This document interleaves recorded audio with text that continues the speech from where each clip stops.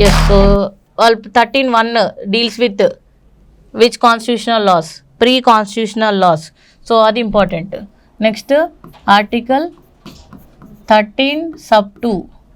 So this is deals with post constitutional laws. Post constitutional అంటే constitutional అమల్లోకి వచ్చిన తర్వాత చేసిన చట్టాలకి ఇది అప్లికబుల్ అవుతుంది అనమాట. So no law shall be enacted, no law shall be enacted. So no law shall be enacted either by parliament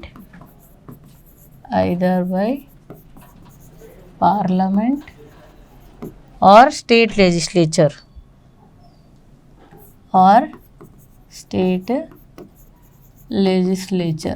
so parliament కానీ స్టేట్ అసెంబ్లీ కానీ ఏ చట్టాన్ని no law shall be enacted, okay, which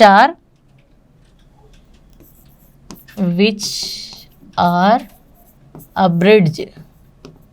so abridge అంటే విభేదించడం అనమాట. Abridge the fundamental rights, ఏవైతే fundamental రైట్స్కి విభేదిస్తున్నాయో అట్లాంటి పర్టికులర్ చట్టాలని చెయ్యొద్దు. సో ఎనాక్టెడ్ అంటే తీసుకోవద్దు, చెయ్యొద్దు. ఎస్, సో పార్లమెంట్ కానీ స్టేట్ లెజిస్లేచర్ కానీ ఫండమెంటల్ రైట్స్తో విభేదించే ఏ ఒక్క చట్టాన్ని కూడా చెయ్యొద్దు. So this is deals with post constitutional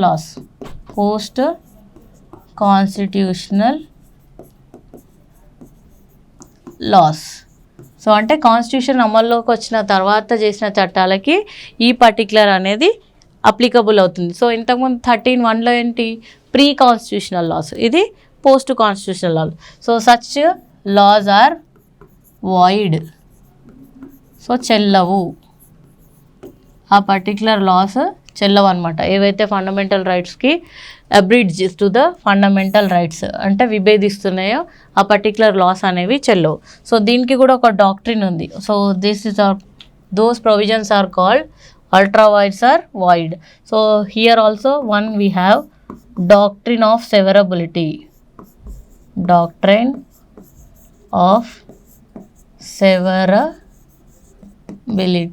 So severability అంటే కట్టింగ్ అనమాట. ఎస్, కట్ చేయడం. So cutting that particular provision. So దేన్ని కట్ చేస్తున్నామో చూడండి. So if any law, it deals with the post constitutional laws, okay. If any provision of law against fundamental rights, then that particular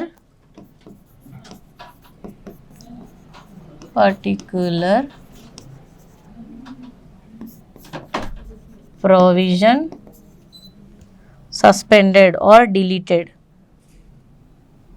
that particular provision repealed,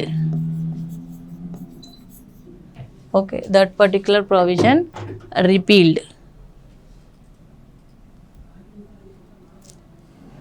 and remaining law continued. So చూడండి, so ఆ particular ప్రొవిజన్ని మాత్రమే cut చేస్తున్నాం అనమాట. So severability, so doctrine of severability అంటే so the provisions of the law which are against the fundamental rights, then that particular provision is repealed and the remaining law continuous.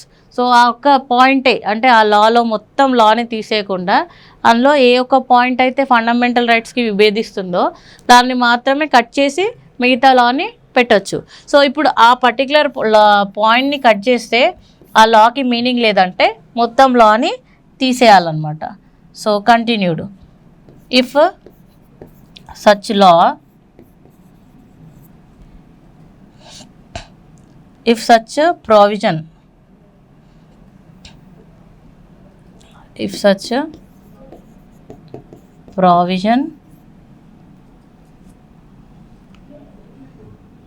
very important, or if such provision can't be suspended. So దాన్ని తీసేస్తే ఆ లాకి meaning లేదనుకుంటే మొత్తం entire లాని suspend చేయాలి. Then entire law as ultra vires are void. So చెల్లదు అని అర్థం అండి. వాయిడ్ అంటే చెల్లదు, అల్ట్రా వైర్స్ అన్న వాయిడ్ అన్న చెల్లదు అని అర్థం. సో ఆ పర్టిక్యులర్ ఆ పాయింట్ని తీసేస్తే ఆ మొత్తం లాకి మీనింగ్ లేకపోతే మొత్తం ఎంటైర్ లాని తీసేయాలి. అంటే అల్టిమేట్గా ఫండమెంటల్ రైట్సే పైన ఉంటుంది అనమాట. సో అంటే ఫండమెంటల్ రైట్స్కి ఏ విధమైన విఘాతం అనేది కలగొద్దు అనేది ఈ పర్టిక్యులర్ దానికి ఇది. సో ఇది 13(1), 13(2). సో మనకి ఇంకా 13(3) and 4 ఉన్నాయి. సో 13(3) and 4లో ఏం చెప్తున్నారో చూద్దాం. So this is doctrine of eclipse is deals with pre-constitutional laws. So doctrine of severability is deals with post-constitutional laws. So next చూడండి, next Article 13(3). Article 13(3) is deals with.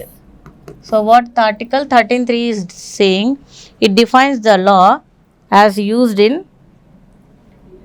it defines the law used in 13(1) and 2. So 1 and 2లో చూసిన ఏ అయితే loss ఉన్నాయో వాటిని ఇక్కడ define చేస్తుంది అనమాట. So Article 1 and 2, the law include any enactment made by the parliament or legislature, the ordinance declared by president or governor of the state, central government, state government. అంటే so లా అంటే ఏదంటే లా, ఏ లా అనేది ఏంటి? సో అంటే 13(1)లో 13(2)లో లా అన్నాం కదా. ఏ లాస్ అంటే ఎవరు పాస్ చేసిన లా అంటే the laws passed by parliament. So అంటే పార్లమెంట్ చేసిన చట్టం, లేకపోతే స్టేట్ లెజిస్లేచర్ ఆర్ పాస్ చేసింది, లేకపోతే governors of the state. So governors of the states కూడా పాస్ చేస్తారు కదా. సో ఈ పర్టిక్యులర్ వీటన్నిటిని ఏమంటామంటే లాస్ అంటే ఇది. So that is ordinance passed by this particular persons. So వీళ్ళు పాస్ చేసిన ఆర్డినెన్సెస్ని లా అని చెప్తాం. సో అంటే లాని డిఫైన్ చేస్తుంది ఎక్కడ అంటే Article 13 of the constitution is defining law. Next Article 13(4) ఇంకొక క్లాజ్ ఉంది, సబ్ క్లాజ్. సో అదేం చెప్తుందో చూద్దాం. Yes, so what 13(4) is saying is this is not firstly there, so it is added actually. Added, so added అంటే constitutional amendment law. So ఏది? So added by 24th constitutional amendment act, CAA, రాజ్యాంగ సవరణ చట్టం 1971. So ఇది ఎప్పుడు add చేశారంటే 1971లో 24th constitutional amendment ద్వారా so 13(4)ని add చేయడం జరిగింది ఫండమెంటల్ రైట్స్కి, ముందు లేదు. ఎస్, సో 13(4) ఏం చెప్తుందంటే any amendment made by article, so any amendment made by Article 368. So ఇదే కదా Article 368 కదా అమెండ్మెంట్ చేస్తాం. సో ఏదైనా అమెండ్మెంట్, ఏదైనా సవరణ Article 368 ద్వారా చేస్తే and any law made by this amendment, any law made by this particular amendment అనమాట. So any law made by this particular amendment that is not applicable to this. So that is not applicable to this provision. అంటే 13(4)కి అది applicable కాదు అని చెప్తుంది అనమాట. Yes, the provision of those articles are applicable to, అంటే only ఇది ordinary లాస్కి applicable అవుతుంది, ordinary laws, but not constitutional amendments. So constitutional అమెండ్మెంట్స్కి అప్లికబుల్ కాదు, ఇది ఓన్లీ ఆర్డినరీ లాస్కి మాత్రమే అప్లికబుల్ అవుతుంది ఈ సర్టన్ ప్రొవిజన్స్ అని 13(4) చెప్తుంది. సో ఏదైనా అమెండ్మెంట్ ఆర్టికల్ 368లో చేస్తే సో అది ఉత్తి ఆర్డినరీ లాస్కి మాత్రమే అప్లై అవుతుంది, కాన్స్టిట్యూషనల్ అమెండ్మెంట్ లాస్కి అప్లై కాదు 13(4) అనేది చెప్తుంది. So this is added by 24th constitutional amendment act 1971. So with this we end the article 12 and 13. So 12 and 13 are Article 12 is dealing with the definition of state. Article 13 is dealing with what are the various laws which are inconsistent with the constitutional fundamental rights అనేది చెప్తుంది. Now we are particularly classifying constitutional fundamental rights. Classification of FRs అంటే fundamental rights. So division చేద్దాం. So మనకి ఎన్ని fundamental rights ఉన్నాయి? So initially we have 7 fundamental rights ఉండే ఇనీషియల్గా. So now it is only 6. So initially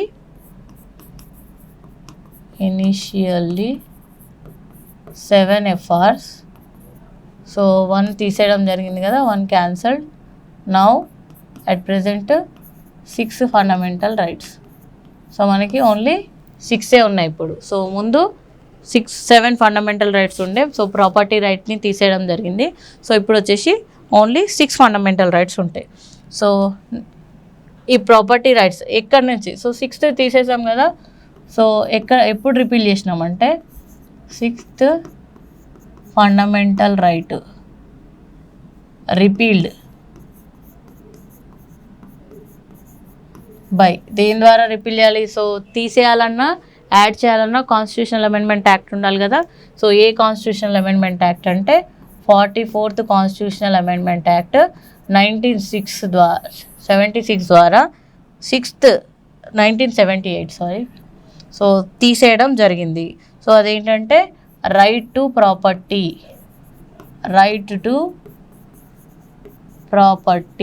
so right to property అనేదాన్ని repeal చేయడం జరిగింది 44th కాన్స్టిట్యూషనల్ అమెండ్మెంట్ యాక్ట్ 1978 ద్వారా దీన్ని తీసేయడం. సో ఈ వేరియస్ 7 ఏమేమి ఉన్నాయో చూద్దాం.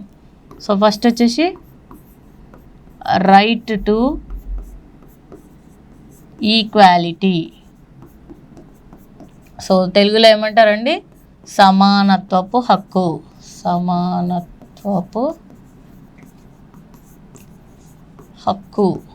సో రైట్ టు ఈక్వాలిటీ ఎన్ని articles? So articles 14 to 18 are dealing with right to equality. So second right వచ్చేసి రైట్ టు ఫ్రీడమ్ అంటే స్వేచ్ఛ. తెలుగులో ఏమంటారు? స్వేచ్ఛా హక్కు. సో ఇక్కడ ఎన్ని ఆర్టికల్స్? సో 18 అయిపోయింది కదా. Article 19 to how many articles are dealing with freedom, right to freedom? Article 19 to 22 are dealing with right to freedom. Next, right against exploitation. Right against exploitation. So exploitation అంటే అణచివేతనా? Yeah. So right against exploitation is dealing with articles 23 to 24. So exploitation అంటే అణచివేయడం. So right against exploitation discrimination ఉంటుంది కదా. So right against exploitation is dealing with article 23 to 24. Next right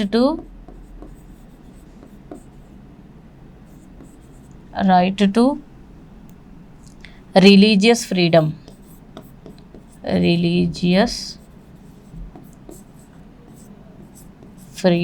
so right to religious freedom అంటే మత స్వేచ్ఛ హక్కు. స్వేచ్ఛ హక్కు అంటే ఎవరు ఏ మతానైనా ఫాలో అవ్వచ్చు.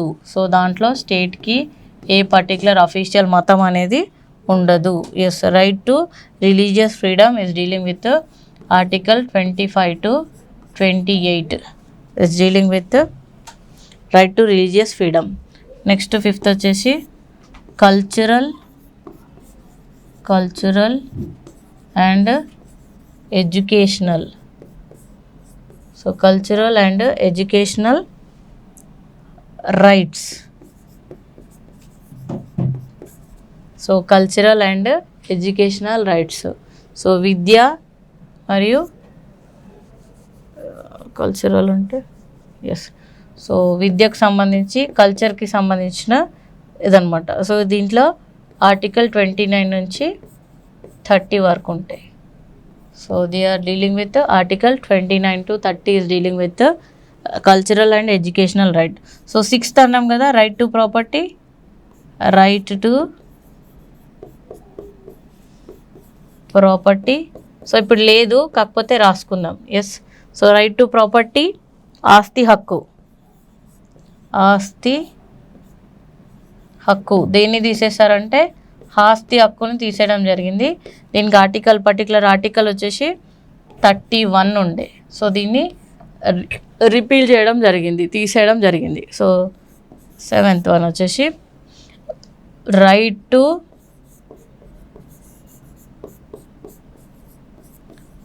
కాన్స్టిట్యూషనల్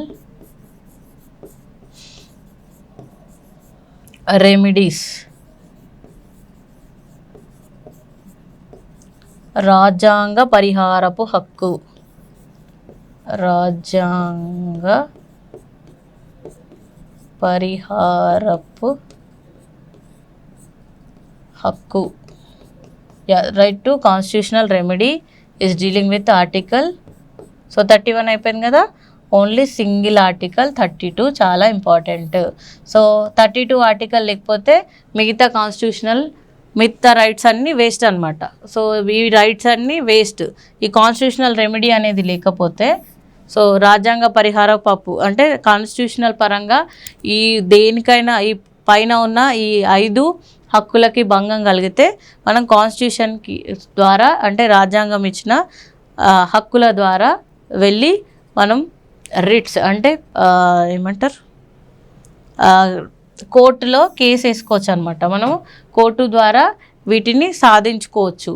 సో ఇది లేకపోతే ఇవి. So this is actually heart of fundamental rights. Heart and soul of fundamental rights. So అంటే ఇది లేకపోతే ఫండమెంటల్ మిగతా అన్నీ నథింగ్ అనమాట. So right to constitutional remedy అయితే లేకపోతే మిగతా మొత్తం ఫండమెంటల్ రైట్స్ అన్నీ నథింగ్. సో వాటిని ఏం చేసుకోవడానికి ఉండదు. So this is heart and soul of the fundamental rights. So this is the classification. So ఇది ఏమేమి హక్కులు ఉన్నాయి మనకి. So right to equality, right to freedom, right against exploitation, right to religious freedom, right cultural and educational right. So right to property is repealed by 44th Constitutional Amendment Act 1978. Next, right to constitutional remedy, Article 32 only single article dealing.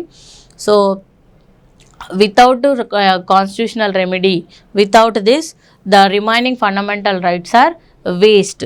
So ఇది చాలా important. This is called as heart and soul of fundamental rights is right to constitutional remedy. So these are the particular constitutional rights. Then we go for one by one what are the various articles and what they are saying. So ఏ articles ఉన్నాయి అవి ఏమేమి చెప్తున్నాయో మనము డీటెయిల్డ్గా వెళ్దాం. Yes, so this is about the classification of fundamental rights. So first fundamental right వచ్చేసి right to equality, సమానత్వపు హక్కు. సో సమానత్వపు హక్కు ఏం చెప్తుందో చూద్దాం. సో ఫస్ట్ వచ్చేసి right to equality. So equality అంటే సమానత్వం. సో ఆర్టికల్స్ వచ్చేసి 14 to 18. సో ఈ పర్టికులర్ ఆర్టికల్స్ ఏం చెప్తున్నాయో చూద్దాం. సో ఫస్ట్ ఆర్టికల్ ఏంటి, ఆర్టికల్ 14. సో ఆర్టికల్ 14 ఏం చెప్తుందో చూద్దాం. Yes, so article 14 is dealing with, it deals with equality before law, అంటే కోర్టు ముందు, చట్టం ముందు అందరూ సమానమే అని ఆర్టికల్ 14 చెప్తుంది అనమాట. సో రైట్ టు ఈక్వాలిటీ అన్నాం కదా, సమానత్వపు హక్కు. సో అందుకని it deals with, so all are equal before law. So equality before law, equal protection of laws, equality before law or equal protection of laws. So equal protection అనమాట. So అందరూ చట్టం ముందు అందరూ సమానమే అని చెప్తాం కదా, సో అది ఆర్టికల్ 14 చెప్తుందంట. Equality before law and equal protection of laws is deals with article 15, article 14. That means nobody is above law, nobody is above law అంటే చట్టానికి ఎవరు అతిథులు గారు, అంటే చట్టమే పెద్దది. సో చట్టం కంటే పెద్దవాళ్ళు ఎవరు ఉండరు. సో అందరూ చట్టం ముందు అందరూ సమానమే అని చెప్పేది ఆర్టికల్ 14 అనమాట. సో ఎక్సెప్షన్స్ ఉన్నాయి మళ్ళీ దీంట్లో. సో ఎక్సెప్షన్స్ ఇచ్చారు, ఎవరికి ఎక్సెప్షన్స్ ఇచ్చారో చూద్దాం. So exception is given to the president and state governors, president and state governors. So president ఇంకా స్టేట్ గవర్నర్స్కి దీంట్లో ఎక్సెప్షన్ ఇచ్చారన్నమాట. ఎందుకు ఎక్సెప్షన్ ఇచ్చారంటే దీస్ ఆర్ ద స్పెషల్ పోస్టులు. అంటే ప్రెసిడెంట్ అంటే ఎవరు, ప్రథమ పౌరుడు, భారతదేశం యొక్క ప్రథమ పౌరుడు. గవర్నర్ అంటే కూడా స్టేట్ యొక్క ప్రథమ పౌరులు అనమాట. సో వీళ్ళ గురించి అంటే చాలా పెద్ద post, highest post in the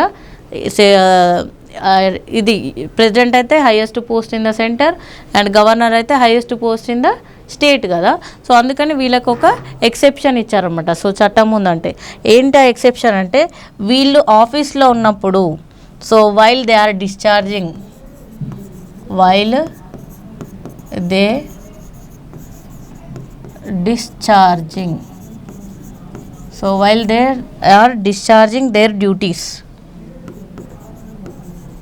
there duties. So వాళ్ళు ఆఫీస్లో ఉన్నప్పుడు అనమాట, వాళ్ళు discharging their duties, official duties, no court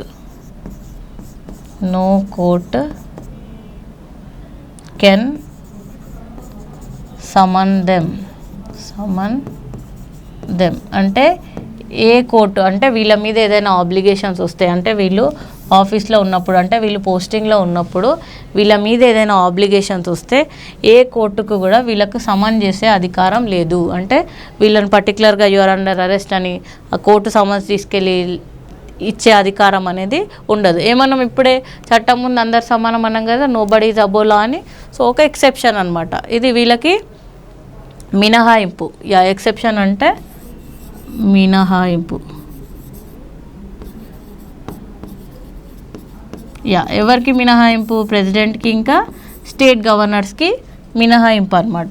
so వీళ్ళు వాళ్ళ అఫీషియల్ డ్యూటీస్ని డిశ్చార్జ్ చేసేటప్పుడు, అంటే వాళ్ళ ఆఫీస్లో ఉన్నప్పుడు వాళ్ళకి మీద ఏదైనా ఎలిగేషన్స్ వస్తే, ఆబ్లిగేషన్స్ వస్తే, అంటే వాళ్ళ పర్టికులర్ వాళ్ళ మీద ఏదైనా కేసు వస్తే ఏ కోర్టుకి వాళ్ళని సమన్ చేసే అధికారం లేదు. So no court can summon them, ఎందుకంటే వాళ్ళు హైయెస్ట్ పోస్ట్.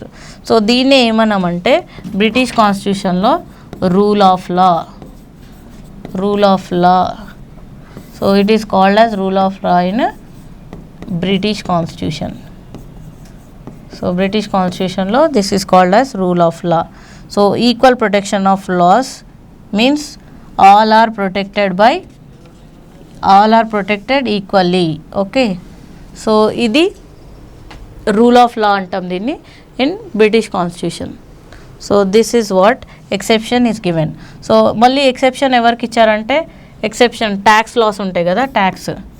సో ట్యాక్స్ కట్టేటప్పుడు కూడా ఎక్సెప్షన్స్. సో అగ్రికల్చర్ మీద ఇన్కమ్ వస్తుంది కదా, అగ్రికల్చర్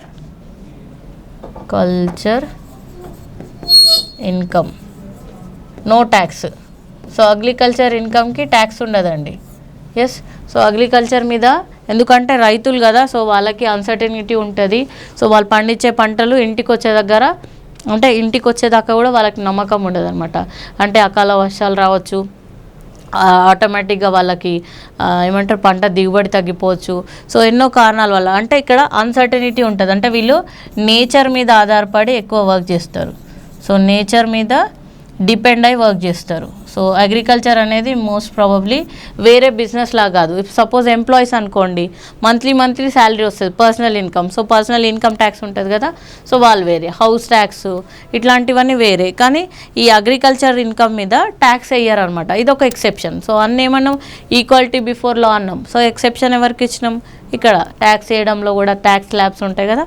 సో ట్యాక్స్ స్లాబ్స్ కూడా వాళ్ళ ఇన్కమ్ని బట్టి స్లాబ్స్ ఉంటాయి అన్నమాట. అంటే వాళ్ళు ఏ గ్రూప్కి చెందుతున్నారు, ఏ ఇన్కమ్ గ్రూప్కి చూస్తున్నారో చూసి ఆ స్లాబ్స్ అనేది ఇవ్వడం జరుగుతుంది. పర్టికులర్లీ ఇది అగ్రికల్చర్ ఇన్కమ్ మీద ట్యాక్స్ అనేది ఉండదు, ఎందుకంటే they are very dependent on nature. So nature మీద డిపెండ్ అయ్యి అగ్రికల్చర్ చేస్తారు కాబట్టి సో అన్సర్టనిటీ ఉంటుంది వాళ్ళ ఇన్కమ్ మీద.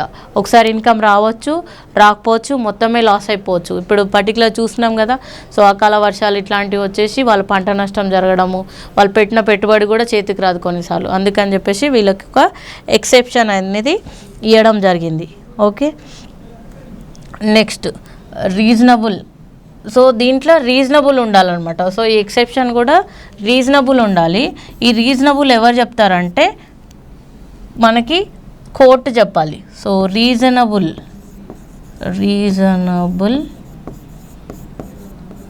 Exception should be given. అంటే ఒక రీజనబుల్ ఎక్సెప్షన్ అనేది ఇవ్వాలి. ఎట్లా అంటే అట్లా కాదు. సో ఎవరికంటే వాళ్ళకి ఎక్సెప్షన్ ఇస్తా అంటే కాదు. సో దానికి రీజన్ అనేది పర్టికులర్ రీజన్ అనేది కరెక్ట్గా ఉండాలి. సో ఈ రీజనబుల్నెస్ ఎవరు డిసైడ్ చేస్తారంటే exceptions given. So reasonableness decided by courts. So court decide చేస్తుంది అనమాట. ఈ పర్టికులర్ దీనికి మినహాయింపు ఇవ్వచ్చా ఇవ్వద్దా అనేది కోర్టు డిసైడ్ చేస్తుంది. అంటే ఈ పర్టికులర్ సరే అగ్రికల్చర్ ఇన్కమ్కి మినహాయింపు ఇవ్వాలా ఇవ్వద్దా, ఇన్కమ్ ట్యాక్స్ వేయాలా వద్దా అనేది ఎవరు డిసైడ్ చేస్తారు, కోర్టు డిసైడ్ చేస్తుంది.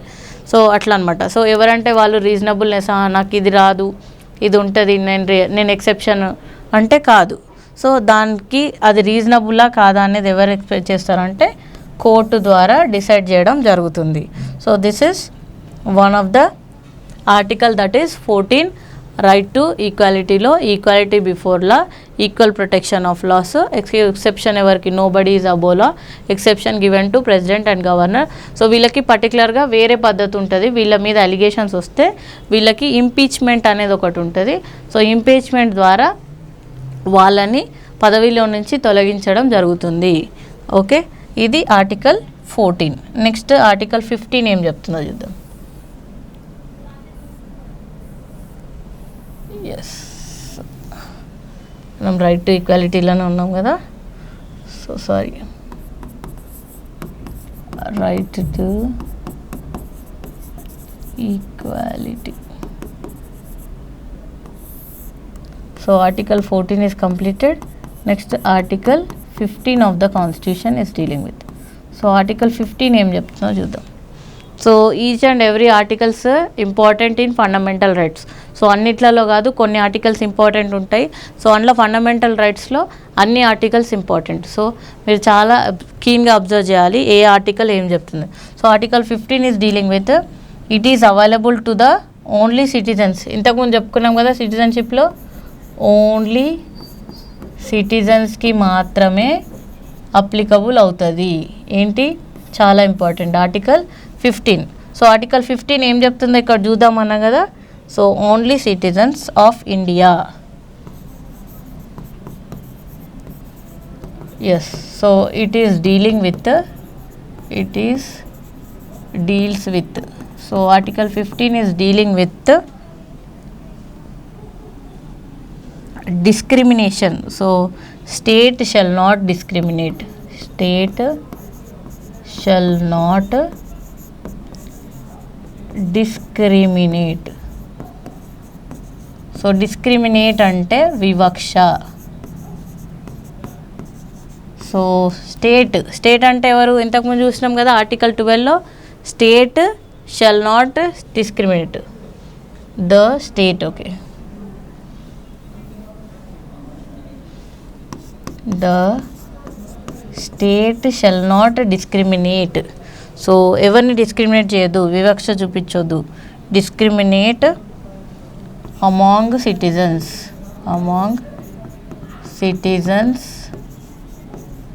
based on their race,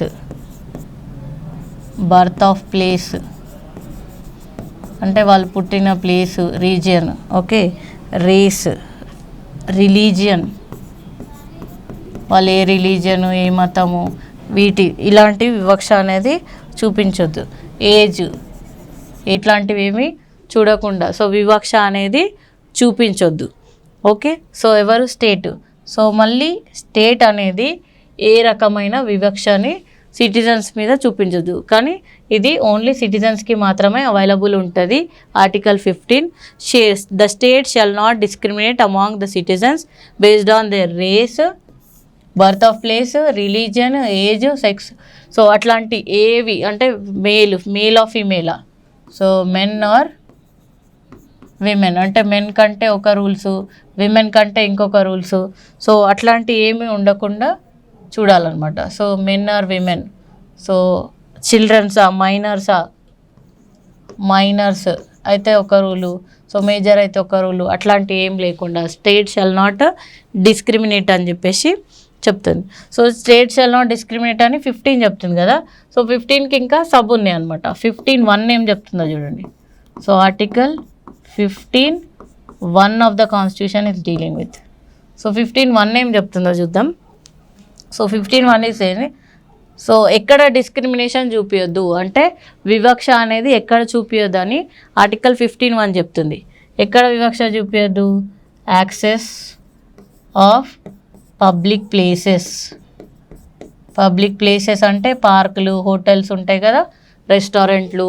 so అక్కడ అంటే నువ్వు ఈ పర్టికులర్ రిలీజియన్, నువ్వు ఇక్కడ రావద్దు, ఈ పార్క్కి రావద్దు, నీ పర్టికులర్ రేస్ ఇక్కడ రావద్దు, ఈ పర్టికులర్ సో ఇట్లాంటి వివక్ష అనేది చూపించదు కదా. So access of public places, so that is entertainment places also, entertainment places అంటే hotels, parks. So hotels, parks, so ఇట్లాంటి ప్లేసెస్లో డిస్క్రిమినేషన్ అనేది చూపించొద్దు అనమాట.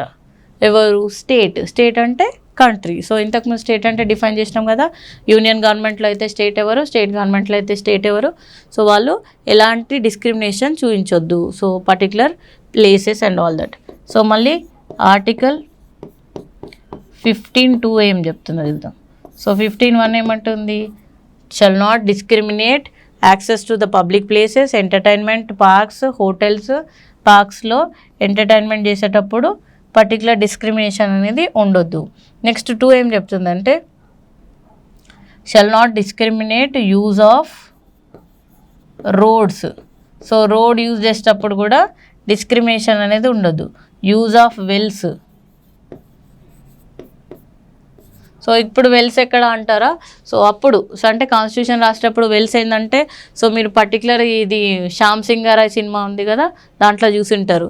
సో ఆయన ఈ డిస్క్రిమినేషన్ మీదనే ఫైటింగ్ చేస్తాడనమాట.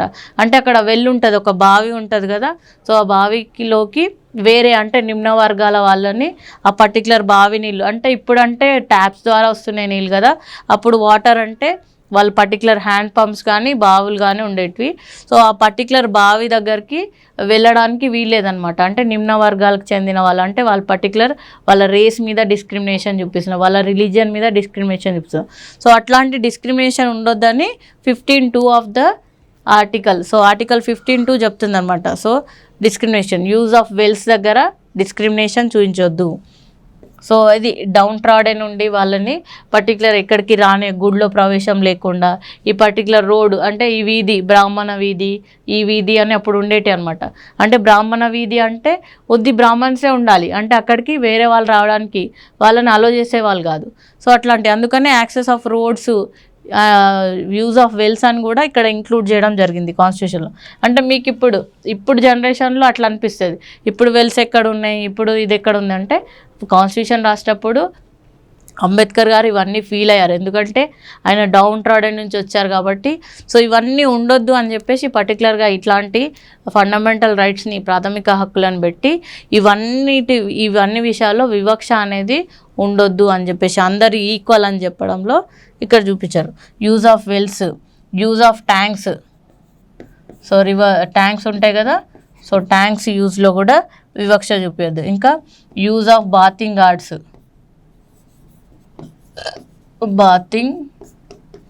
ఘాట్స్, సో అంటే పర్టికులర్ ఇప్పుడు మనకి పుష్కరాలప్పుడు అట్లాంటి ప్లేసెస్లో బాతింగ్ ఘాట్స్ ఏర్పాటు చేస్తారు, కామన్ బాతింగ్ ఘాట్స్. సో అట్లాంటి దగ్గర కూడా డిస్క్రిమినేషన్ చూపించొద్దు, అందరు ఈక్వల్గా వెళ్ళి యాక్సెస్ అనేది చేసుకోవచ్చు. And public resorts, so resorts ఉంటాయి కదా పబ్లిక్ రిసార్ట్స్, అక్కడ కూడా డిస్క్రిమినేషన్ ఉండొద్దు అనమాట. Which are constructed and maintained by state, so which are constructed and maintained by state, అంటే గవర్నమెంట్కి సంబంధించినవి అనమాట. అంటే మళ్ళీ ఇప్పుడు ప్రైవేట్గా రోడ్ వేసుకుంటారు, ప్రైవేట్ ఇంట్లో బావి తవ్వుకుంటారు, సో వాళ్ళు రానియరు. సో ఇంట్లో అంటే వాళ్ళ ఇంట్లో వాళ్ళకి చెందిన రిసార్ట్ అందుకే రానివ్వరు, దాంట్లో స్టేట్ కూడా ఇన్వాల్వ్ కాదు. కాకపోతే గవర్నమెంట్ ఏదైతే చేపిస్తుందో, అంటే గవర్నమెంట్ చేపించిన వెల్స్, అంటే గవర్నమెంట్ తవ్వించిన బావులు, ట్యాంక్స్ కానీ, ఆ గవర్నమెంట్ ఏర్పాటు చేసిన బాతింగ్ ఘాట్స్ కానీ, రోడ్స్ కానీ, గవర్నమెంట్ వేయించిన రోడ్డు, ఓకే, పర్టికులర్ వాళ్ళ వెంచర్లకు వెళ్ళి లేకపోతే వాళ్ళ ఇంట్లోకి వెళ్ళి ఆ రోడ్ యాక్సెస్ చేసుకుంటా అంటే అట్లా కాదు. So which are constructed and maintained by the state, so construction maintenance government hand ఓవర్లో ఉన్న దాంట్లో ఎవరిని డిస్క్రిమినేట్ చేయొద్దు, ఎవరిని వివక్ష చూపించొద్దు అనేది 15(2) చెప్తుంది మనకి. నెక్స్ట్ 15(2) తర్వాత వీ హ్యావ్ 15(4). సో ఇట్లా చెప్పినాం కదా, 15(4), 15(3)లో ఏం చెప్తున్నాం అంటే we have given some exceptions. So ప్రతిదానికి మళ్ళీ ఎక్సెప్షన్స్ ఉన్నాయండి. సో ఇంతకుముందు ఏమన్నా ఈ రైట్ టు ఈక్వాలిటీ అని మన ప్రెసిడెంట్కి, గవర్నర్కి ఎక్సెప్షన్ ఇచ్చినాం కదా, సేమ్ అట్లానే ఇక్కడ కూడా. Yes, yeah. So 15(2) it is, so shall not discriminate use of roads, wells, tanks, bathing ghats, so which are constructed and maintained by government, that is state. Okay, so దీనికి exception ఇచ్చిందనమాట ఇక్కడ article 15(3), so sub class 3 అనమాట. So 15(3)లో exception ఏంటంటే exception given to article 15(1) and 2. So 15(1) and 2లో exception అనమాట. So exception given, so it deals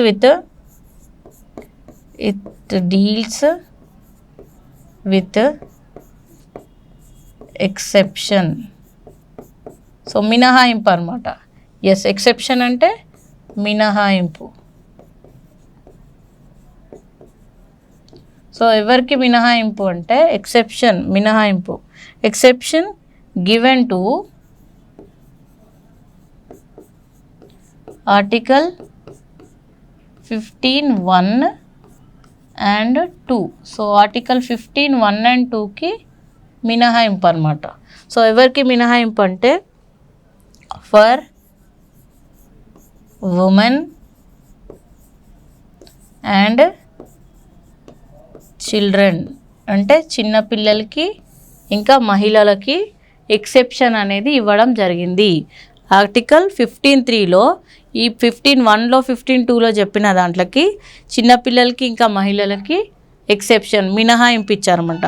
suppose example ఏంటంటే 30% reservation for women అంటాం కదా.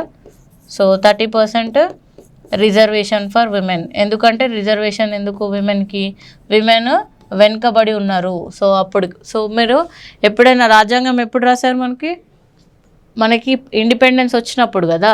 So అప్పుడు పరిస్థితులు వేరే అనమాట, ఇప్పుడు కూడా వేరే. సో ఇప్పుడు కూడా విమెన్ ఇంకా నార్మల్గానే ఉన్నారు, అంటే మెన్స్ తోటి ఈక్వల్గా ఏ పొజిషన్లో లేరు. మీరు పాలిటిక్స్లో చూడండి, ఎప్పుడో 33% రిజర్వేషన్ ఇవ్వాలన్నారు, ఇప్పటి కూడా ఇవ్వట్లేదు. సో కాన్స్టిట్యూషనల్ పొజిషన్స్లో ఎక్కువ మెన్సే ఉంటారు, విమెన్స్ ఉండరు. సో అంటే విమెన్స్ పరిస్థితి అప్పుడు దారుణంగా ఉండేదన్నమాట, అంటే వాళ్ళని బయటకు రానిచ్చే వాళ్ళు గారు, వాళ్ళకి ఎడ్యుకేషన్ యాక్సెస్ ఉండేది కాదు. సో అందుకనే 30% రిజర్వేషన్ ఇవ్వండి విమెన్స్కి. సో దేంట్లో, పబ్లిక్ ఎంప్లాయ్మెంట్లో. సో ఎందుకంటే వాళ్ళు మహిళల్లో తక్కువ చదువుకున్నారు, సో చాలామంది చదువుకోలేదు కూడా. సో వాళ్ళకి బయటకు రావడము అదంతా ఇది. సో 30% రిజర్వేషన్ పబ్లిక్ ఎంప్లాయ్మెంట్లో ఇవ్వండి. 33%, 50% రిజర్వేషన్ ఇవ్వమంటున్నారు పాలిటిక్స్లో, అంటే కాన్స్టిట్యూషనల్ పొజిషన్స్ యాక్సెస్లో 50% ఇవ్వాలి. So actually men and women equal అంటారు. సో ఇక్కడ ఈక్వాలిటీ అనేది చూపించారు. సో ఎక్సెప్షన్స్ ఇచ్చారు, అంటే చిల్డ్రన్స్కి కూడా, చిన్నపిల్లలకి కూడా ఇక్కడ ఎక్సెప్షన్ ఇచ్చారన్నమాట. సో ఈ రిసార్ట్స్కి వెళ్ళడము, so public places access, entertainment పార్క్స్లో చిన్నపిల్లలకి, విమెన్స్కి ఎక్సెప్షన్ అనేది ఇవ్వడం జరిగింది ఆర్టికల్ 15(3) ద్వారా. నెక్స్ట్ ఆర్టికల్ 15(4) ఏం చెప్తుందో చూస్తాం. యాక్చువల్లీ ఆర్టికల్ 15(4) అనేది ముందు లేదు, it was added. So added అనగానే ఏమొస్తుంది, constitutional amendment act. So constitutional amendment act ద్వారా యాడ్ చేశారో చూద్దాం. So article 15(4), it was not there originally, it was added. So added అనగానే చూసుకోవాలి ఫ్రెండ్స్, ఏ పర్టికులర్ కాన్స్టిట్యూషనల్ అమెండ్మెంట్ ద్వారా యాడ్ చేయడం జరిగిందంటే added by first CAA. So first constitutional amendment act ఎప్పుడు చేశారంటే 1951లో చేశారు. సో 50లో కాన్స్టిట్యూషన్ తీసుకున్నారు కదా, అమల్లోకి వచ్చింది 26 జనవరి. సో 51లో అమెండ్మెంట్ అనేది చేయడం జరిగింది, that is first constitutional amendment act. So it is in order to overcome, so in order to overcome the judgment given in, so particular case అనమాట. ఏం కేసు అంటే చంపకం దొరై రాజన్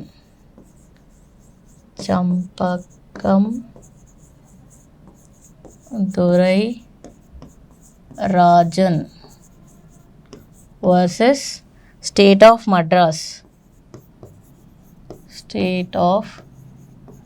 మద్రాస్. సో ఈ కాన్స్టిట్యూషన్లో కొన్ని కేసెస్ వస్తాయి, అవి చాలా ఇంపార్టెంట్. ఏ పర్టికులర్ కేసులో సుప్రీంకోర్టు ఏమన్నది, సో ఇలాంటివి అడుగుతుంటారు. ఏ పర్టికులర్ కేసులో ఏదైంది, సో ఏ particular case belongs to which article. So ఇప్పుడు Champakam Dorairajan versus state of Madras అంటే ఏ ఆర్టికల్, 15(4)కి సంబంధించింది. So in order to overcome the judgment given in this case. So ఈ కేసులో సుప్రీంకోర్టు ఇచ్చిన జడ్జిమెంట్, సో కేసు ఏంటి, Champakam Dorairajan versus state of మద్రాస్లో ఇవ్వడం జరిగింది. ఏమని చెప్పారంటే, in this case this provision deals with reservation. So ఇక్కడ ఏం చెప్పారంటే రిజర్వేషన్ గివెన్ టు, రిజర్వేషన్స్ అనమాట, reservations given to socially and educationally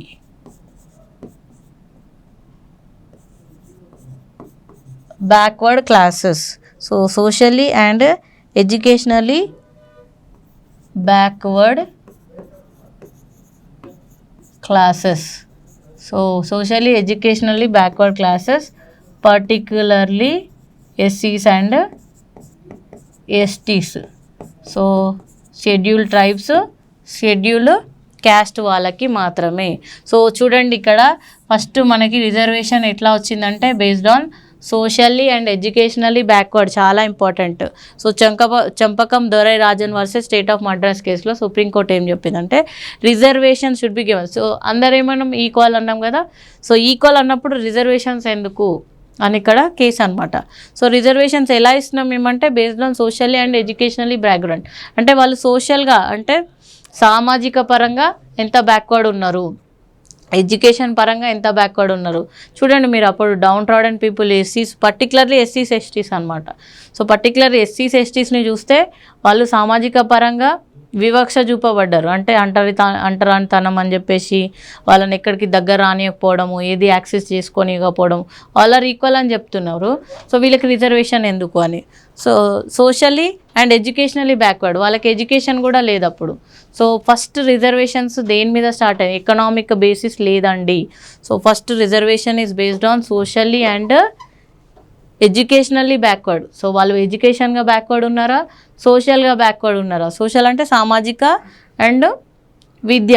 so సామాజిక పరంగా అండ్ విద్యాపరంగా బ్యాక్వర్డ్ ఉన్న వాళ్ళకి మాత్రమే, పర్టికులర్లీ ఎస్సీ ఎస్టీస్కి మాత్రమే రిజర్వేషన్స్ అనేది కల్పించడం జరిగింది. ఎందుకంటే to their advancement,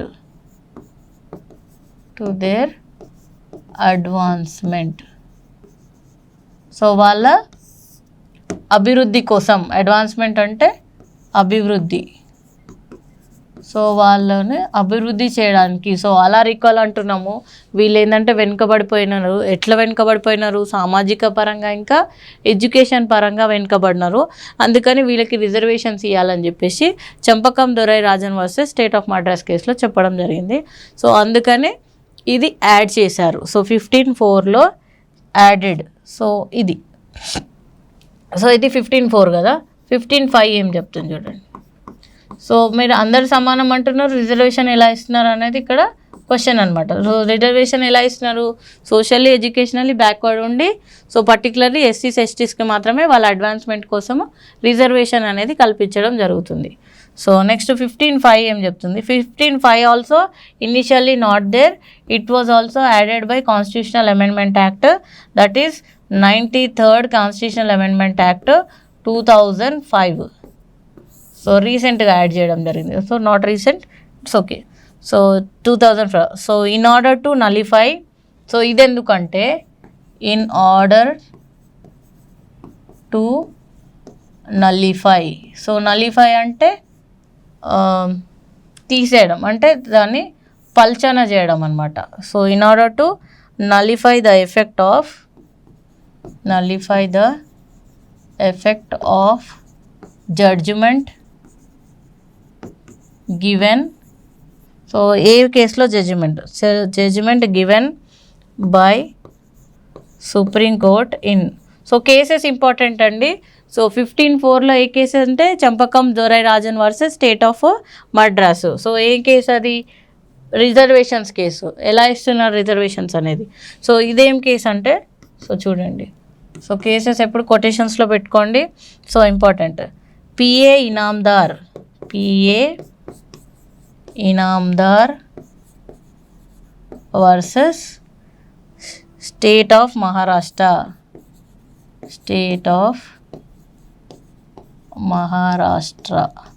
so PA Inamdar versus state of Maharashtra కేసులో సుప్రీంకోర్టు ఇచ్చిన జడ్జిమెంట్ని నలిఫై చేయడానికి, అంటే దాన్ని పల్చన్ చేయడానికి, ఆ పర్టికులర్ జడ్జిమెంట్ని తీసేయడానికి ఈ ఆర్టికల్ని యాడ్ చేయడం జరిగింది. So 15(5) 93rd constitutional amendment act 2005 ద్వారా యాడ్ చేయడం జరిగింది. Okay.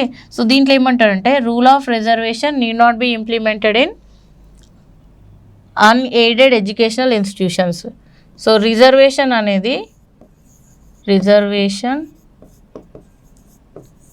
Need not implement. So reservation need not implement in, ఎక్కడ ఇంప్లిమెంట్ చేయదు ఇది? Unaided educational institutions. Unaided educational institutions. So unaided educational ఇన్స్టిట్యూషన్స్లో రూల్ ఆఫ్ రిజర్వేషన్ అనేది మేము అప్లికబుల్ చెయ్యము అని చెప్పేసి ఏ కేసులో చెప్పారంటే P A Inamdar versus state of Maharashtra case. So supreme court held that. So unaided colleges, unaided schools ఏదైతే ఉంటాయో, సో అన్ఎయిడెడ్ అంటున్నాం. So it is not under the government. So these are ruled. So these are run by particularly control of government.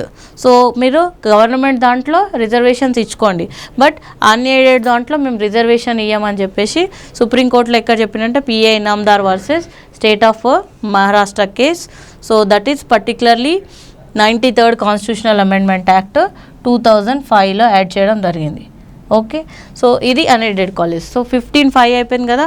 Next 15(4), 15(5), 15(3). So in 15(5), so what is this? So provide, so దీంట్లో ఇంకేం చెప్పారంటే provide the implementation of reservations, provide reservations. So provide reservations in private educational institutions also.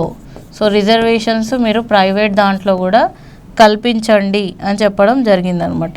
So exception ఏంటంటే private minority ఉంటారు కదా, so మద్రాసాస్ అని ఉంటాయి కదా, so మద్రాసాస్ private minority వాళ్ళ దాంట్లో తప్ప సో ఎక్సెప్షన్ ఇచ్చారు దీనికి. సో ఈ రిజర్వేషన్కి ఎవరికి ఎక్సెప్షన్ ఇచ్చారంటే minority run educational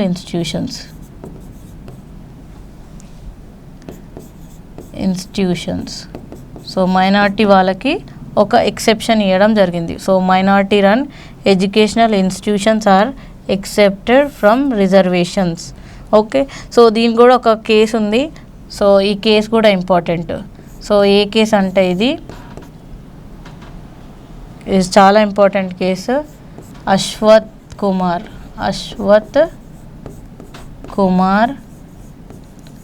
versus, so Ashwath Kumar Thakur. Yes, Ashwath Kumar Thakur versus state of union of India